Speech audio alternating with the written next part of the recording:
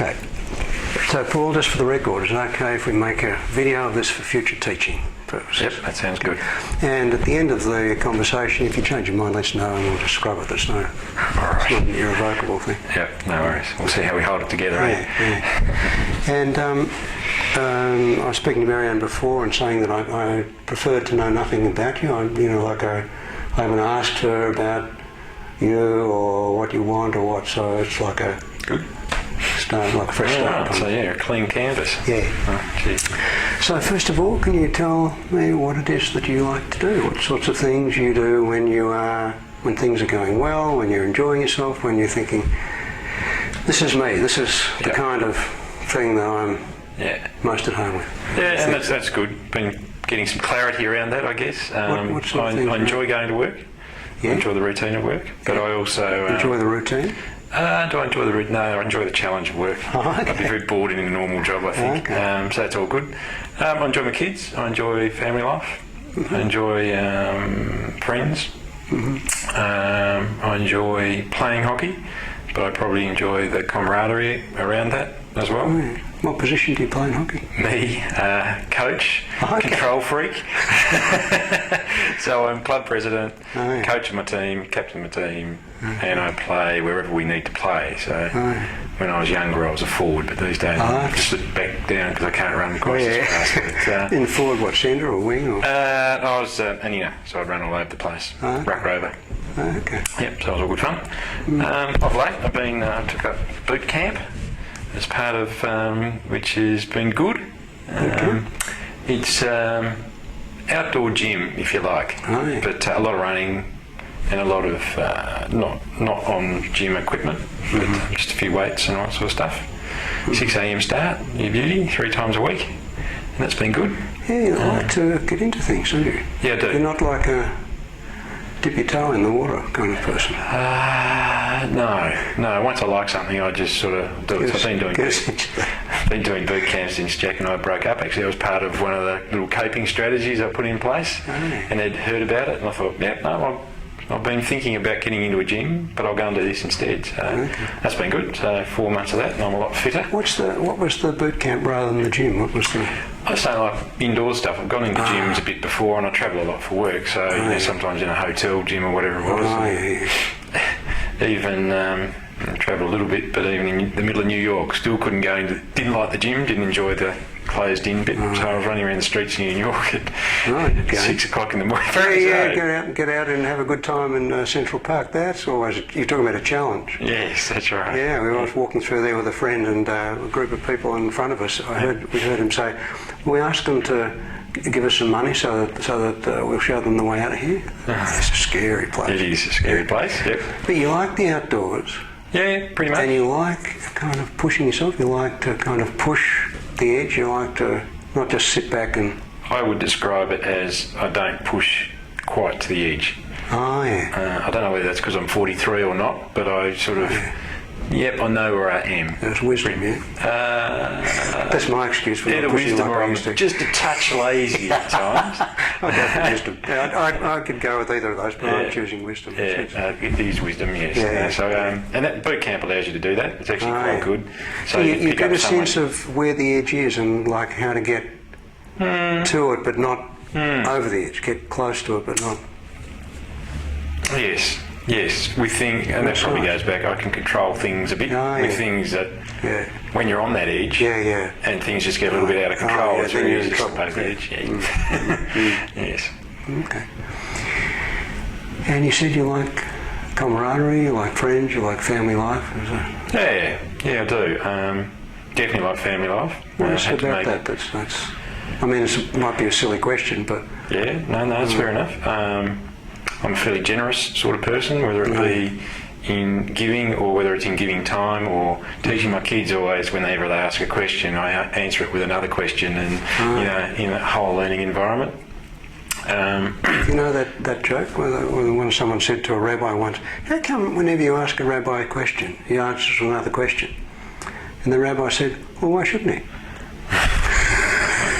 Yes. So my kids are like that. They're going, you should have been a teacher. This is just no good. Well, they're good teachers, aren't they? Yeah. Well, one of the things I've learnt, what I've been going through though, is I actually value people with I value people with family values, very much so. It's pretty important to me, and community values as well. So I see the time I put back into hockey and whatnot as part of my community spirit, but do a bit for Red Cross and a bit here and a bit there. Part of what you mean by being generous, you like to give back, you like to not just take. Yes, no, that's right, and so people I see that just take, I've started to steer clear of, and I wondered why, and it's just in the last few months where just talking to people, lining up, going, I can see where my values lie pretty much. In honesty, integrity, ethics, family, community. And you're an old-fashioned kind of fellow. I'm very traditional, yes.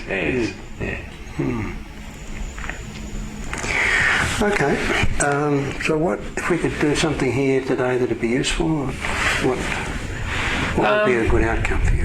Yes, Marianne and I talked about that, so I won't be led by Marianne, but in the process of discovery over time, so I'm very fortunate where I work, look after us a lot with leadership, and I've been diagnosed to death with your diagnosis tools or whatever they different Myers-Briggs and all those different things, which are all good fun. You're an EMDR or something.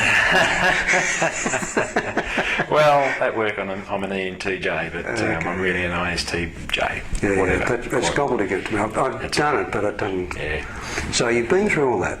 Yeah, that's right. But coming out of that, something I ran into only recently was a thing about self-esteem.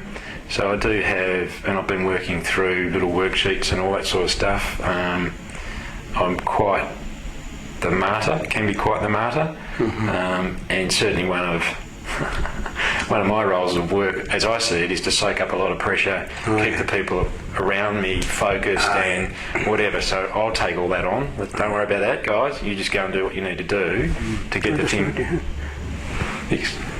Yeah, I know. Just not that. No, it's not Easter. I thought things might have. Right. You know that story? Absolutely. The Roman soldier comes up to Jesus and says, "Oh dear, oh dear, oh dear," and Jesus says, "What's the matter?" Yeah. And the Roman soldier says, "I've only got 3 nails." And Jesus says, "Never mind, across the feet." Yeah, that's pretty much it. But I'm learning in part of this process. There's a bit of pushback happening now. I'm not going to soak up all the pressure for everyone anymore. With Myers-Briggs, the part of that is looking at the shadow, looking at the learning. And if you are a generous person, inclined to be giving to the degree of being a martyr and bleeding all over everybody, then the shadow then is to learn how to be, how to let someone contribute to you, or do something for you, or for you to do something for you, or even for themselves, rather than me taking all that on. Yeah. And when I had a smaller group, it was fine. When I was, but now I've got about 170 people working for me with many issues. How many kids do you have? 2. Yeah, you can piggyback 2. One the front, one the back. If you've got 7, it gets a bit of a. You go around, 5 different ways to it. Yeah, so the self-esteem stuff. So I've been working on that, and it was always about martyr type language, and I've been moving over to what's Paul want? What's Paul want out of this? So I get more positive. What do I want out of it? What's Paul want out of it? And I'm getting better at that language, so that's good. The other one I've run into in my readings is anxious affiliation. Have you ever heard of that one? No, I'm a pretty simple fellow. It's an interesting concept in that, and I do it. I know I do it with particularly my boss.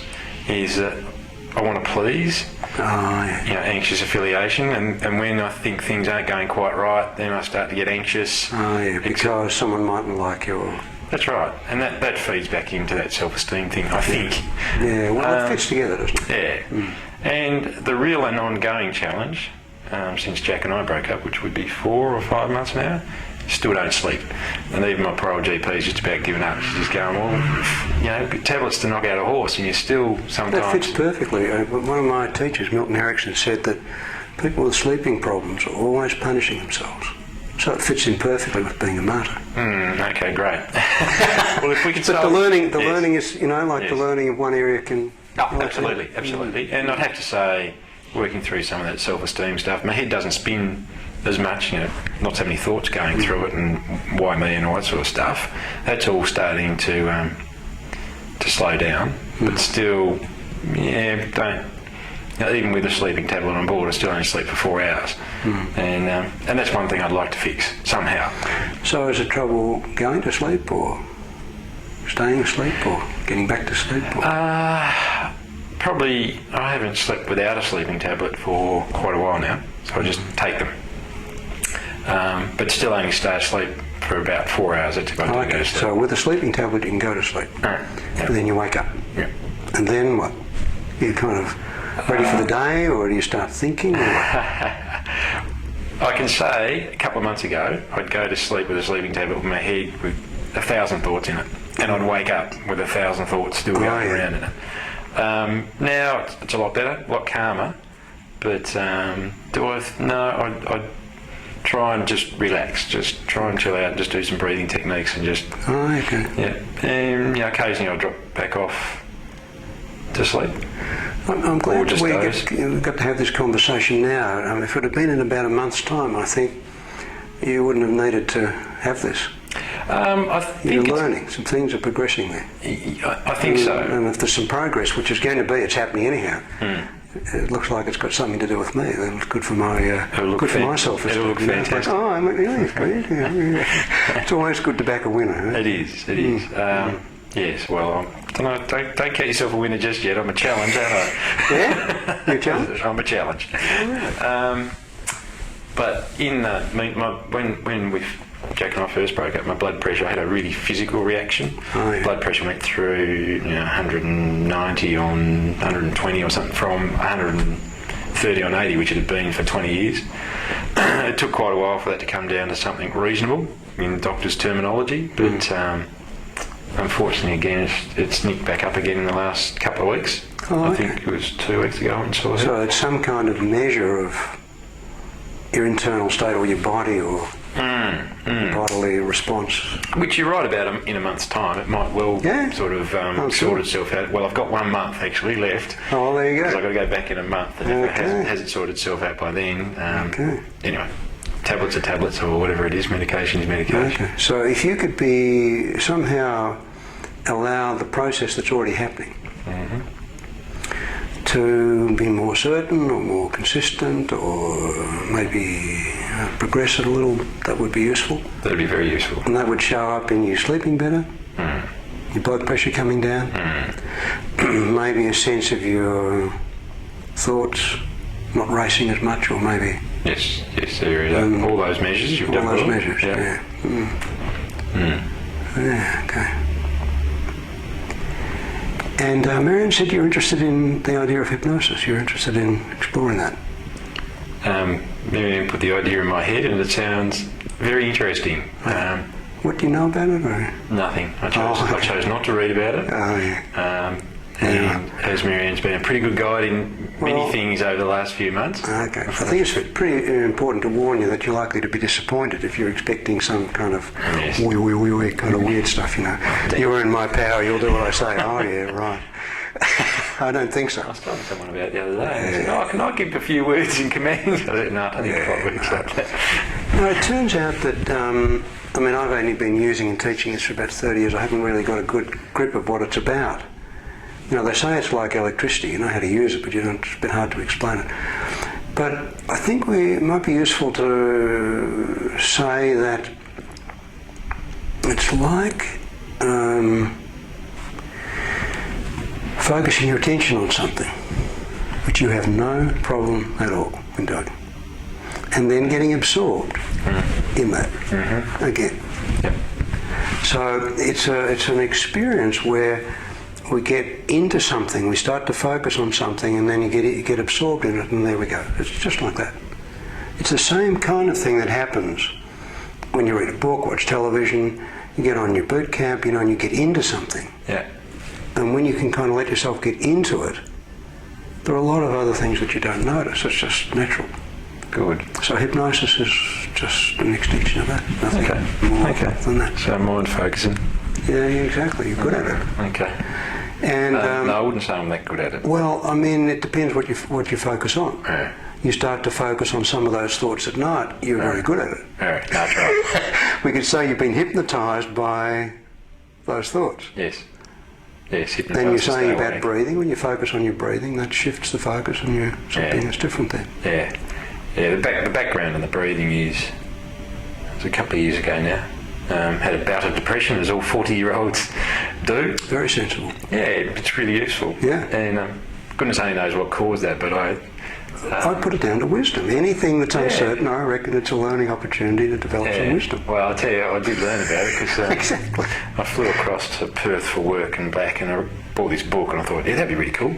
It's called Mega Creativity, so releasing your brain power and all that sort of stuff. So I read on the way back, and I reckon about 6 weeks later I was a wreck. It was just, my brain was going, it was just falling all over the place. So that book's still at home, but I might chuck that in the rubbish because I've never, because my brain works hard enough as it is. It didn't need mega creativity. It did not. Plus, need micro creativity, not mega. Plus, Jack moved to Adelaide for a year to study at Uni of Adelaide, a course that he couldn't do anywhere else, which was all good. So I was at home by myself to think about things for about 10 months. All went fine. So that was where some of the learnings and some of those coping strategies were very helpful. And Marianne gave me a bunch more. So I'm going reasonably well. But it's only fair to warn you, you won't get any coping strategies from me. That's fine. I reckon you've got more than enough. I've got more than enough. But when we talk about focus, though, I mean, even when I go out for a run, it doesn't matter how much I'm hurting. Well, now if I was really hurting, that's probably why I don't go to the edge. So I'd usually back off, and then I'd think about an issue, whatever it might be. It might be that I love the kids, it might be that I've got this particular problem at work, or it might be I've got a particular relationship problem, but yes, my brain really never shuts off. And I must have been at boot camp a couple of times, it's hurt a bit, so all right. So somehow if we can switch the brain off occasionally, that'd be really nice. Either switch it off or somehow let it be more background. I mean, I don't know whether you've switched off the traffic outside or the music outside. I did a little while ago. No, we didn't have to stop it. Just somehow it's just part of went into the background. Just part of what's there. And I wonder what else you're starting to notice now. What change you can begin to become aware of in yourself. As in right now, or in this? Because I can see that there's some relative stillness in your body. You know, you're already starting to settle a bit bodily. Yes, I'd agree with that. Yeah. And to point out, to really emphasise that you're not doing anything to do that. In fact, it might be interesting for you to wonder what you're not doing. And to just allow yourself to be curious and wonder. You don't need to focus on your breathing necessarily. It may be that somehow out of the corner of your awareness you can notice your breathing is slowing down. It can almost be like you're somehow a fly on the wall, like just noticing. And I can see that there's some changes in the muscles of your face. They're smoothing out. Already your eyelids are blinking differently. And again, I want to emphasise, really take it slowly, that you're not doing anything.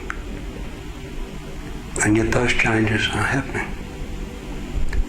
And it wouldn't surprise me if, as it's continuing, you can start to notice a feeling. I don't know whether it'll be a feeling of calmness, or whether you'll notice a kind of slowing down in your thinking, or whether your thinking might even go faster, but it's somehow more in the background. And there's nothing you need to do in this experience, Paul. If you can just allow yourself to continue exactly what you've started now, and then just allowing that. That's it, continuation. And being somehow curious and wondering what it is that you can discover about yourself and ability. That's it. And that's so kind of obvious in a way. And just letting that continue. And in particular, I'd like you to notice a tendency for you to close your eyes. To just attend to that, not to close them or keep them open or do anything, but to just notice. And see what happens, see what your eyes want to do. But I want this experience to be an experience that is for you. And just for you. It might be interesting for you to notice that your eyes are blinking differently. You might want to close. And just before they get to the edge of having to close, you can let them close. Or you might like to keep them open a bit longer. It's up to you to play with and just wonder what you can discover. Because there's so much for you to discover in just that. And as I continue talking, you don't really need to listen to me. Because my words are just sounds, they're just words that I'm using. And the important thing here is for you, in this experience, to take this time, knowing it is your time. For you to get to know yourself just that little bit more than you already do. And then letting the experience continue. I could imagine that when you first learned to play hockey, it was hard to know how to hold a stick, how to hit the ball so that you didn't dig up the ground and didn't top the ball. And then how to have it go in the right direction. And not lift the stick too high.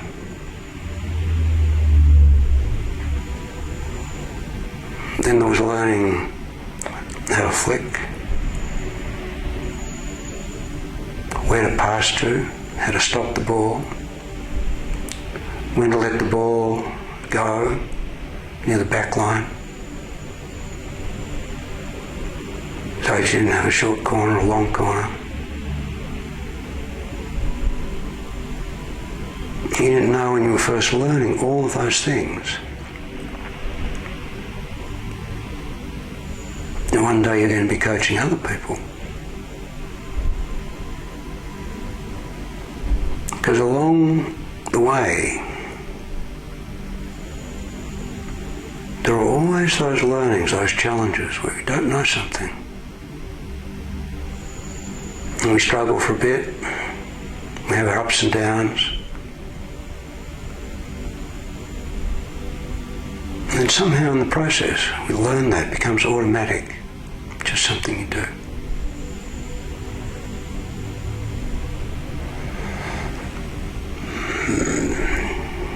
All that experience, if you were to look back, you could see there have been many times.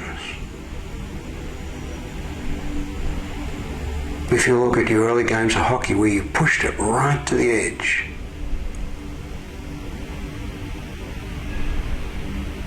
And then you learned to pull back. And you could say that learning how to help people and give back, to be generous, if you push it too far, right to the edge, you will be a martyr. But if you hold back, pull back,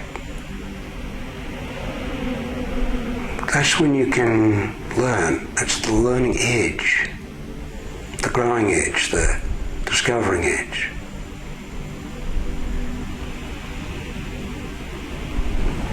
And you call depression. I really can't know what your experience was. How could I? And I can't help wondering if at that point you pushed yourself to the edge and then somehow in the learning you're able to pull back a little. And I think there's a lot there.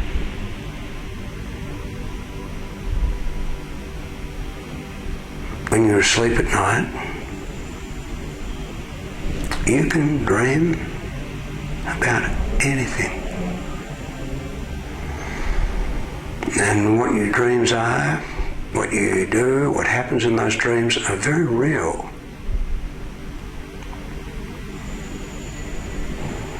And you don't need to remember what they were. Just as on your boot camp, if you're running, you don't need to remember how many times your left foot touched the ground, your right foot. How many times you breathed in, how many times you breathed out. None of that's important. You just let it happen.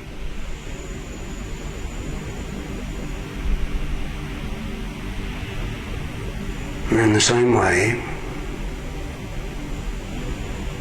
in your dreams, you can revisit experiences.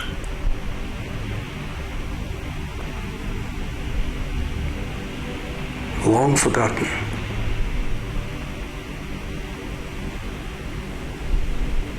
I remember talking to a man years ago, and he said, I am a people pleaser. If I'm not being useful, I feel useless. If I sit around doing nothing or do something for myself, I feel bad. We had a very useful conversation where he got to see that even though he loved doing things for other people, that he was other people to other people. And how he loved to do things for other people, how useful, what a gift it was to let other people help him.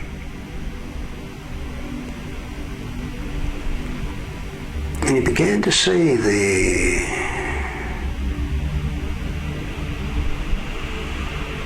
learning there.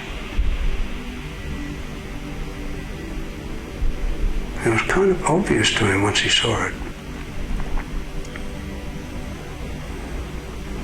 And the other man told me that he'd always been trying to please people as a child. And we had a very delightful experience with him imagining.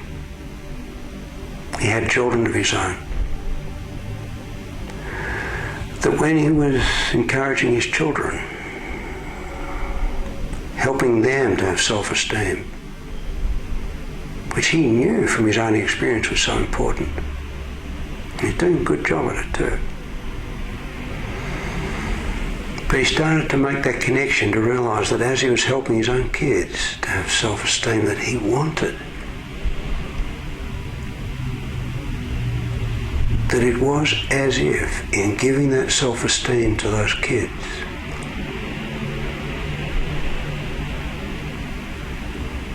some of it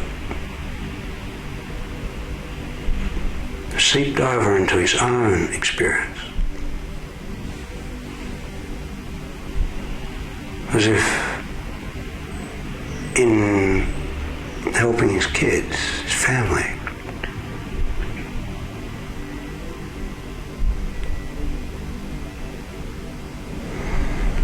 he was contributing to himself as a child. And he said, as that happened, and it continued to happen in his dreams, he revisited, he liked it so much, he said it felt like someone was pouring warm water through his veins.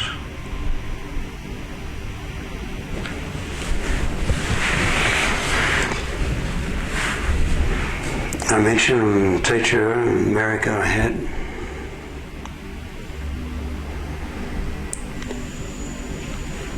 And his aunt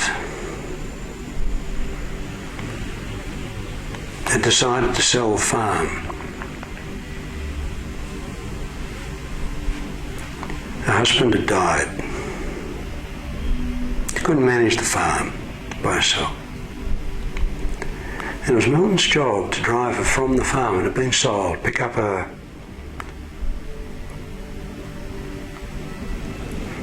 luggage and take her to a new place in the town. So he arrived to do that.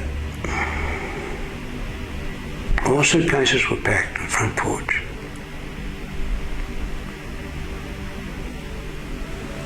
And she said, before I go, I want to say goodbye to this place.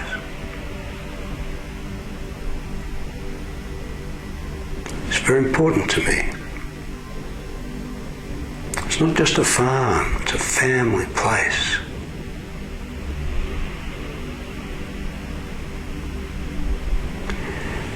And he went with her to the 4 different areas of that farm. And she spent some time looking at the fields that had been sown year after year.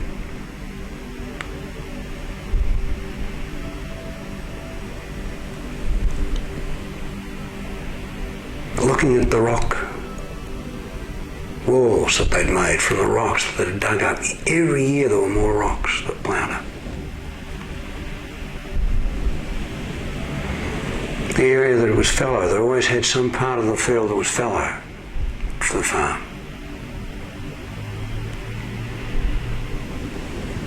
They went to the other part where the barn was, where the horses used to be kept, where the tractors were. And the other part, I don't even know what that was, but every part of that, and each time she said, I'm saying goodbye to that.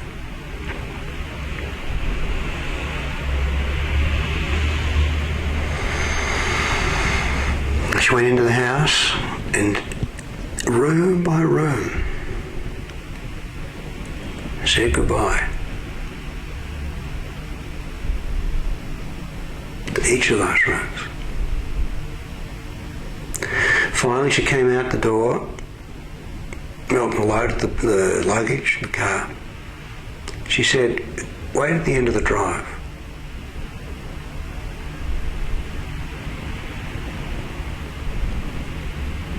She walked along the drive, looked back, stood for a while. She walked further along the drive, turned back, stood for a while. Eventually she got to the front gate, and out the gate, closed the gate, leant on that gate and looked from that gate at the whole farm, looked at it all for a long time.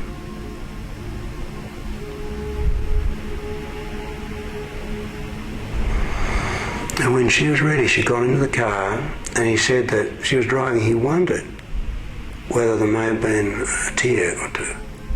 Wondered, wasn't sure. She definitely looked very calm,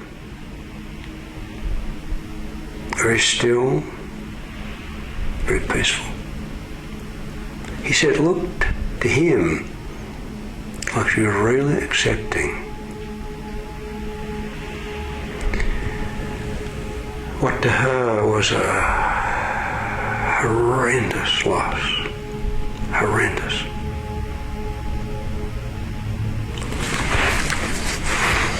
Sometime later he was visiting her a new place in the town. They went for a drive and they happened to drive past the farm.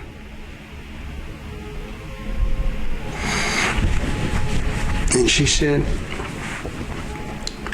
those fences, they need repairing. Why don't those people repair their fences? But it was their fences, not her fences.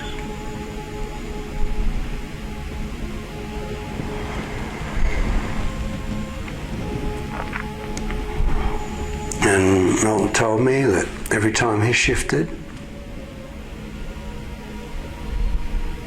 time there's been a significant move, it divides things into three: things to take, things to give away,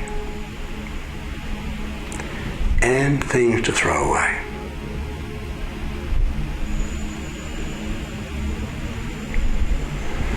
And there's some things in your life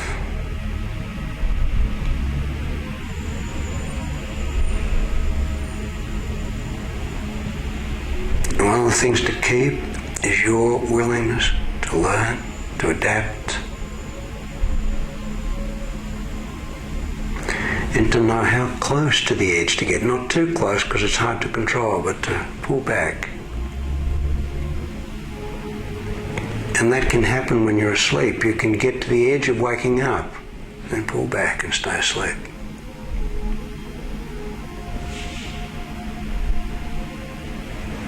You can get to the edge of not taking a sleeping tablet and pull back and take it for a bit longer. It can be scary to think of not taking a sleeping tablet when you've been taking one for a while, and I always recommend that you don't stop them suddenly.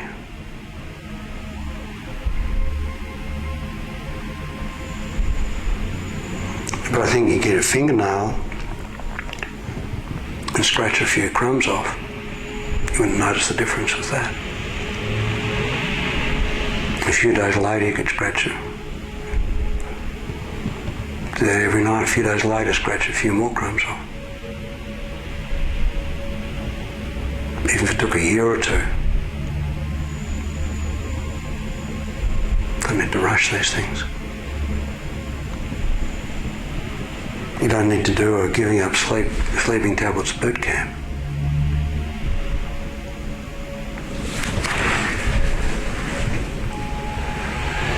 You don't know, you don't need to know how amazingly adaptable a human being is.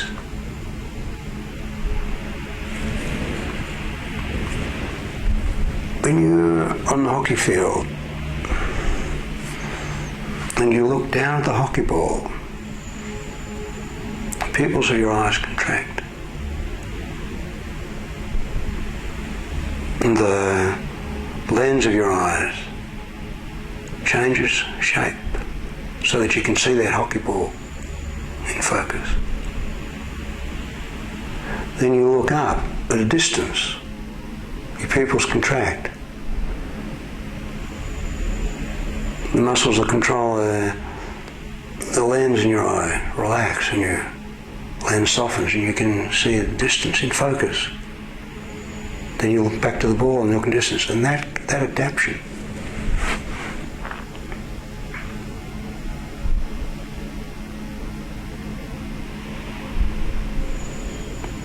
I was talking to a golf professional who was having trouble with his putting. I can't play golf for nuts. But when he showed me how he was putting, it was obvious he was kind of poking at it, trying too hard at it.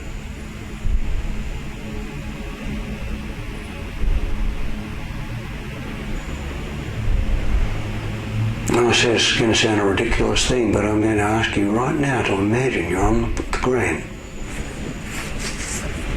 You're about to putt a ball, and you look down and here's a groove in the green. What a ridiculous idea.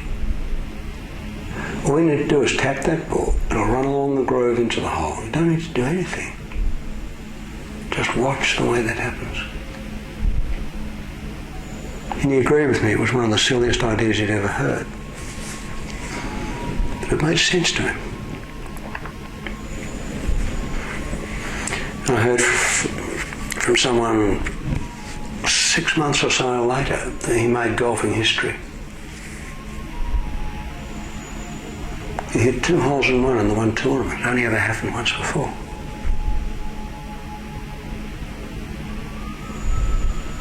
So I rang him up and I said, "You get prize money?" "Yeah." I said, "Well, I'm probably entitled to some of that."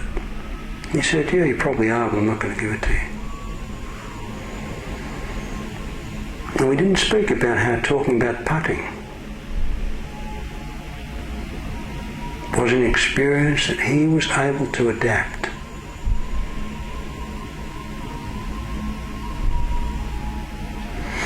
And taking the experience of having two holes in one.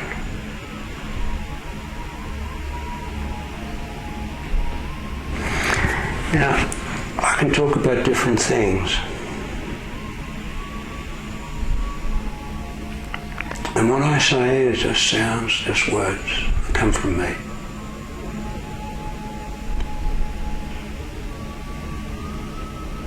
It's the way you can take anything from this experience that's useful and let anything else just drift on past. When you're playing hockey, you don't need to look and see the number of trees down the left-hand side, the right-hand side, how many red cars, green cars go past. Don't need to pay attention to any of that. It is as if you really know. And your willingness to trust that.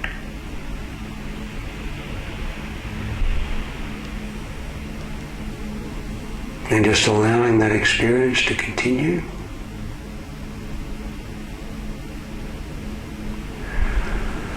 My teacher said all of our life we're learning.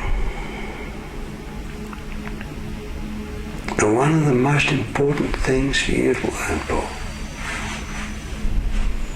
is that you already know a lot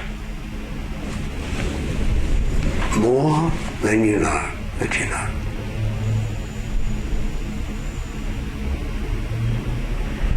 And so that experience of pulling back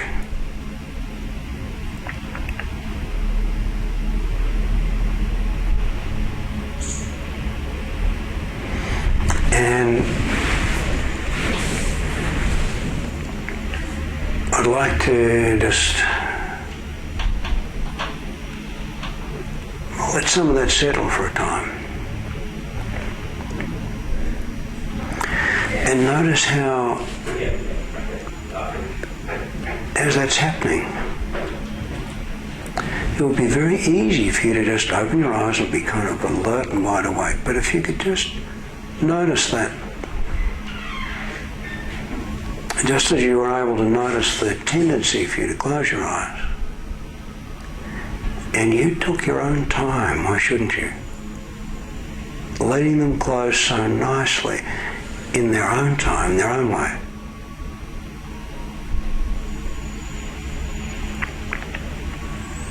So letting your eyes open, but take your time, let that settle.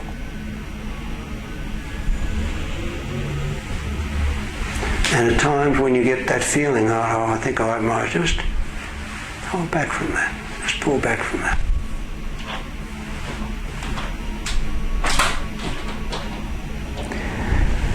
And while you're doing that, I'd like you to know that I'm very impressed with the way that you can focus your attention. You've been doing it for a long time in different ways. Now, all you're learning is that you have some influence over how you direct your attention. And playing with that.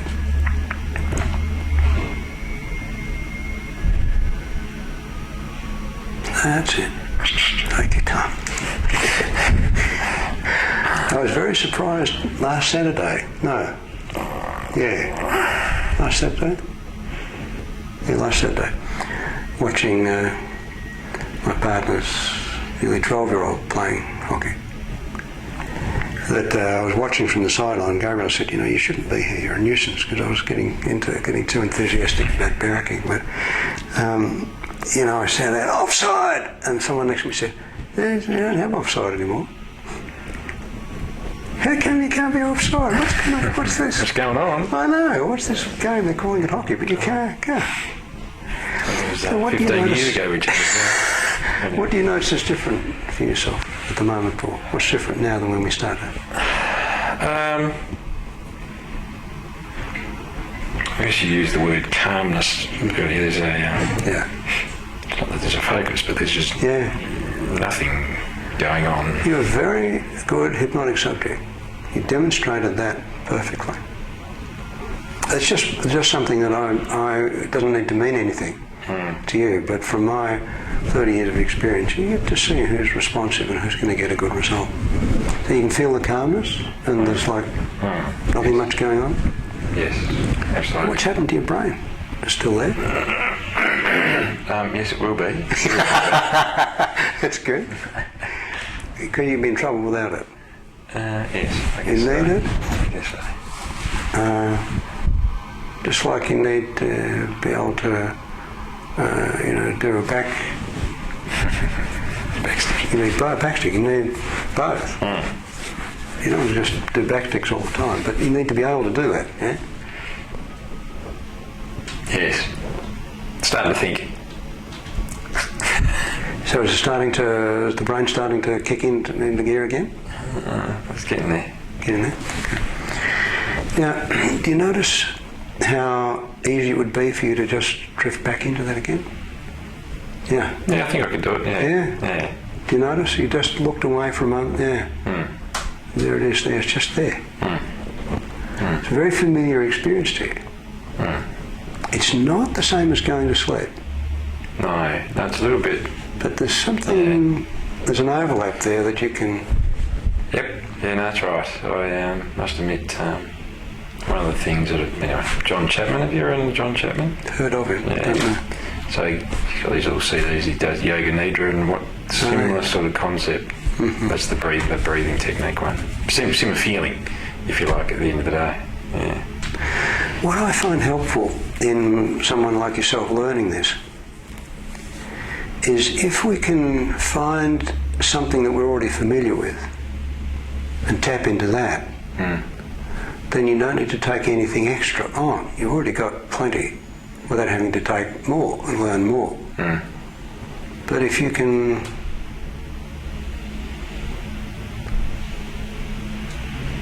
take what you're using in one area and just bring it over to another area. If you can take what it's like to play hockey in forward line and bring it into the centre line, well, you don't need to learn hockey again. It's just a matter of pulling back a bit and there you go. Yep. I think it makes it easier to learn that. It tends to kind of stay with you. It tends to be more yours. So is there anything more that you would like from me, or that you would like me to say or to do? Or? You want my brain to work? No, I'm just checking with you to see. No, I know, you want my brain to work to answer that question. Not really.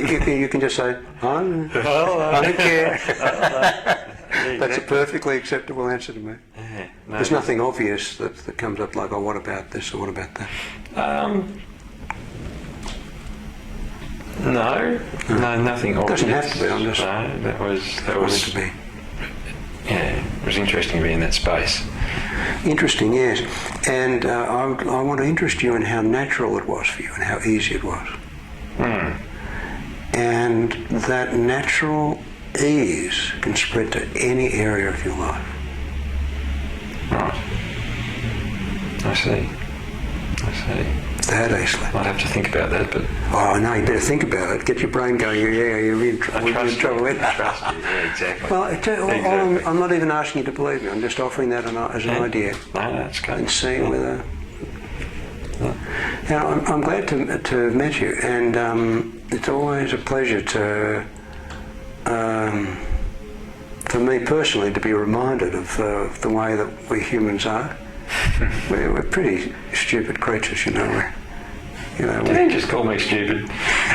Well, they say it takes one to know one. You know, I mean, I have a sense of what you're about, from my own personal experience. No, that's right. It's always good to be reminded of.